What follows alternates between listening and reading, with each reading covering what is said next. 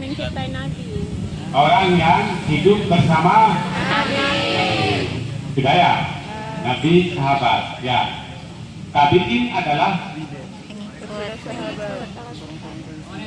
kita paham dulu baru jawab pertanyaan pertama. Apakah maulid itu pernah dilaksanakan di masa sahabat, kan begitu ya? Ya. Ya. Oke, ulang. Sahabat adalah Orang yang hidup dengan Nabi. bersama Nabi. Tabi'in adalah bertemu dengan sahabat. Tabi'in adalah Yang pertama tabiin. tabi'in. Pengikut tabiin. Setelah tabiin. Tidak bertemu dengan sahabat, bertemu dengan Tabiin. tabi'in. Maulid ini pernah dilaksanakan oleh Khulafaur Rasyidin, tidak, kan begitu ya? Pertanyaannya, tidak. Kalau begitu bid'ah, yang bilang bid'ah siapa? Bid'ah itu apa dulu? Ya, kan pertanyaannya seperti mau ke sana. Bid'ah itu apa dulu? Bisa salah satu saja. Bisa memberikan gambaran ke kita semua. Bid'ah ada A, B, C, D. Coba bisa? Ada? Bisa? Tidak ada? Oke, ditanya. Kenapa kita buat maulid? Ya, bahkan dinasti Raja Muzaffar 65 Hijriah, kalau tidak salah, 657 Hijriah kalau tidak salah itu. Nah, itu yang pertama kali membuat perayaan maulid ini. Kenapa beliau buat? Kan begitu ya? Kenapa Raja Muzaffar buat ini maulid? Karena Rasul yang tadi kita lihat secara hakikat makhluk pertama sebelum makhluk lain. Secara syariat dialah Nabi terakhir. Secara akhirat dialah Sayyidul Ayyam. Nanti di akhirat dialah satu-satunya pemberi syafaat. Tapi kecintaan umat terhadap beliau, penghormatan umat kepada beliau semakin runtuh bersamaan dengan peradaban yang mengagumkan. Makanya beliau buat itu, kembalikan ya kecintaan kita kepada Rasul Sallallahu Alaihi Wasallam. Itu yang melatar belakangi ya Raja Muzaffar buat perayaan Maulid pertama dalam sejarah hidup manusia. Waktu beliau buat itu semua ulama diundang. Ada 1.800 ulama diundang, ulama dari berbagai disiplin. Fikihnya ada, hadisnya ada, ilmu kalamnya ada, ilmu filsafatnya ada, semua diundang. Jadi pertama diserahkan oleh Raja Muzaffar yang semua ulama, dan dibuat secara besar-besaran. Raja Muzaffar ini dalam satu musim haji itu dia gunakan hartanya sendiri untuk berangkatkan 400 orang berangkat ke Mekah. Raja Muzaffar. Jadi beliau lakukan seperti ini untuk mengajak umatnya kembali mengenal sosok Muhammad yang dikatakan uswah hasanah. Apa yang kita uswah dari beliau? Ya, beliau buat seperti itu supaya dibedah. Oh, beginilah uswah-uswah pada diri beliau yang kita disuruh untuk mencontohi uswah beliau itu. Kita yang laksanakan pada hari ini halaman man 1 ini juga dengan tujuan jangan sampai ada uswah-uswah tertentu pada pribadi beliau yang kita belum tahu. Kita usahakan tahu, kita ikuti, diiringi dengan kita lantunkan Allahumma sholli ala Muhammad wa ala ali Muhammad.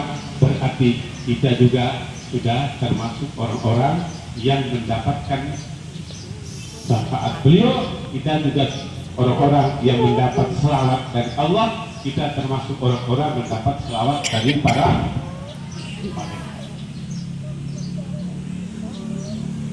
Ini peringatan. Peringatan itu perintah Al-Quran atau bukan?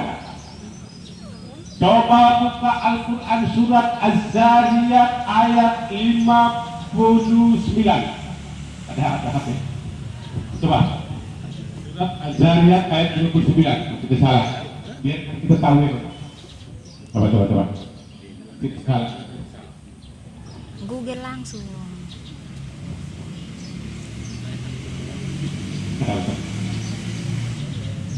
Jangan buka. Buka.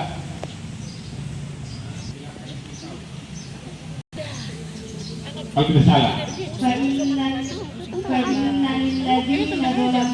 Kepada kita agar hidup ini kita saling mengingatkan satu sama lain.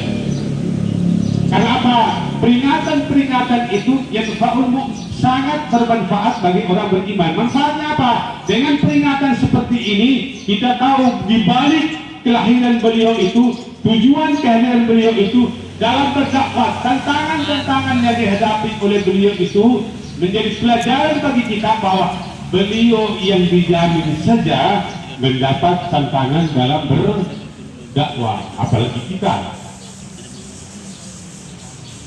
Jadi walaupun para nabi, walaupun para sahabat tidak melaksanakan, karena tugas utama pada waktu itu adalah Jaringan. penyebaran wilayah. Karena penyebaran wilayah itulah, Berhenti tadi. walaupun Islam turun di Sudah Arab, upload. kita alur juga sekarang Islam. Inilah Ini perjuangan sangat para diperdebatkan sekali jadi. perjuangan para sahabat. Jadi kapan kita perbedaan mulai? Para sahabat tidak ada, para tabiin tidak ada, para tabiin tidak ada, karena masing-masing dengan visi masanya masing-masing.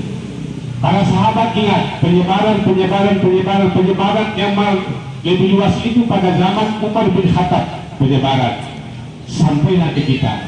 Makanya ya kita memperingati ini untuk mengetahui secara pasti apa pribadi yang dimiliki oleh beliau itu yang dapat kita tiru dalam kehidupan kita sehari-hari. Adam dan Hawa itu manusia yang pertama. So, hari ini kita dengar lagi manusia pertama itu Muhammad. Tadi saya sudah bilang, buka Al-Quran surat Al-Imran ayat 81, Al-A'raf ayat 157, As-Saff ayat 6. Baca baik-baik di 3 ayat ini, ya, akan kita ketahui, paling tidak kita tanda-tanya siapa ini. Ternyata kalangan mufassirin memberikan kejelasan bahwa Muhammad sallallahu alaihi wasallam secara hakikat ialah makhluk pertama dalam perencanaan Allah. Makhluk pertama diciptakan berdasarkan ayat itu. Secara syariat ialah nabi terakhir.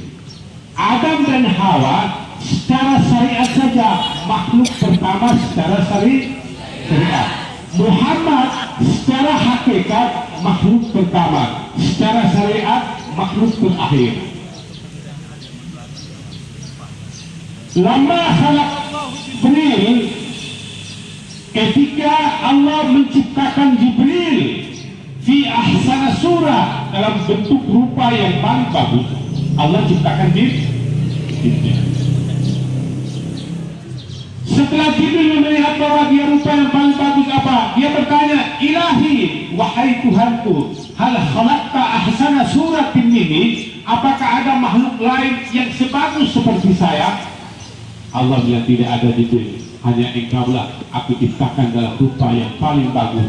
Setelah Jibril mengatakan, mendengar bahwa dialah diciptakan oleh Allah dalam rupa yang paling bagus, faqama Jibril wa shalla raka'ataini syukran lillahi ta'ala. Jibril berdiri sholat 2 rakaat sebagai ucapan terima kasih kepada Allah karena diciptakan dirinya dalam rupa yang paling bagus. Fi kulli raka'atin isrina alfa sa'atin.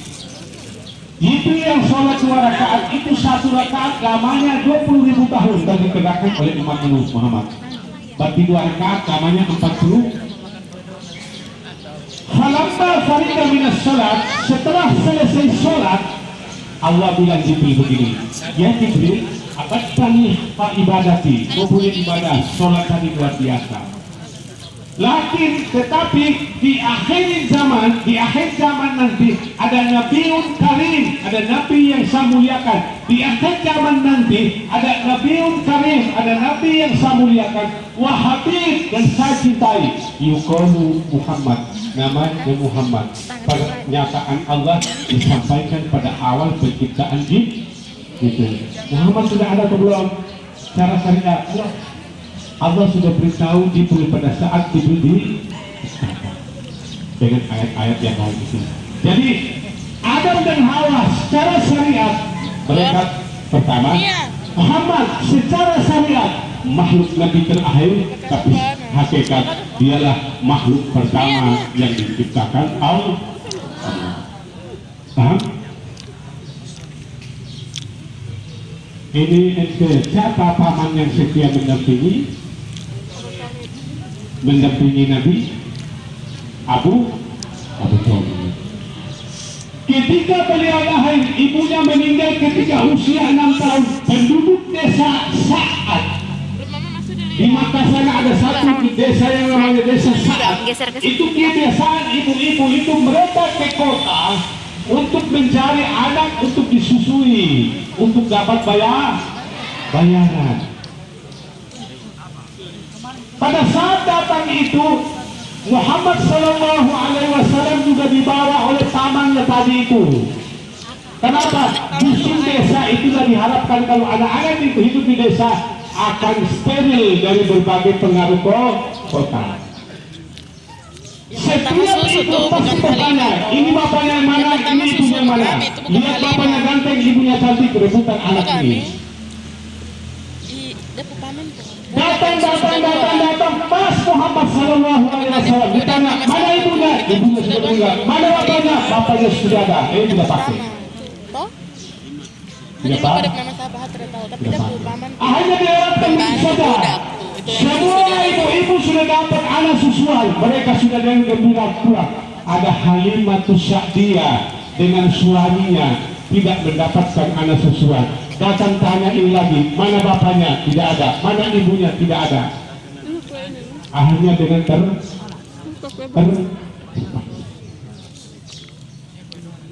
ambillah Muhammad digendong oleh Halimatus Sa'diyah. Unta yang kemarin dibawa itu dalam keadaan kurus kering. Muhammad dinaikkan ke unta itu gemuk begitu.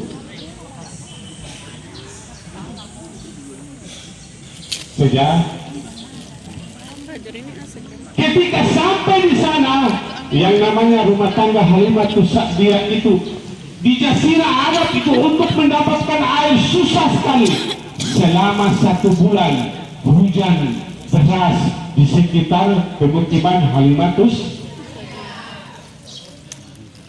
Itulah Muhammad.